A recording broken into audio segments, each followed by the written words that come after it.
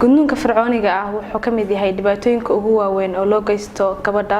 inta ilaa maalinta ay dhalatay ilaa maalinta ay gaboobaysana dhibaatooyin la joogaya dhibaatooyinkaas oo ah xadgudubyaal lagu sameeyo xuquuqdeeda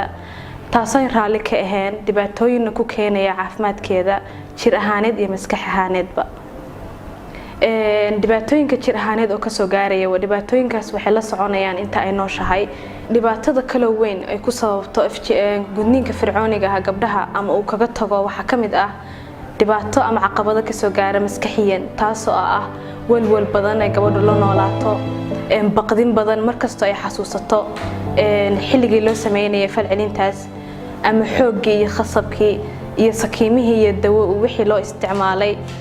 taasoo ay keento baqdinahaas inay nolosheeda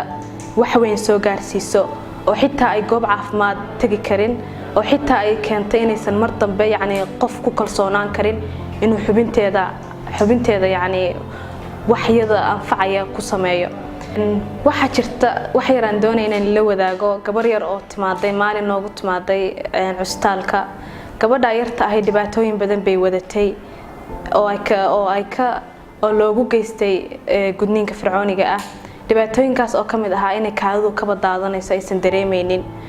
markii aan isniraahnay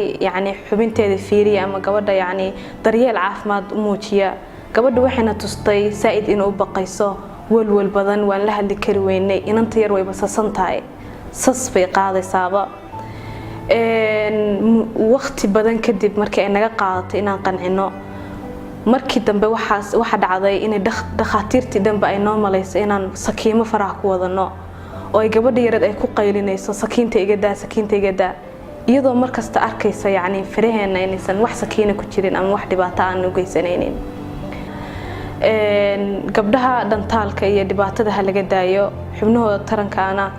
yaan looga sameynin wax dhibaato ku keenaya nolosheeda iyo nolosha ilmaheeda dambaba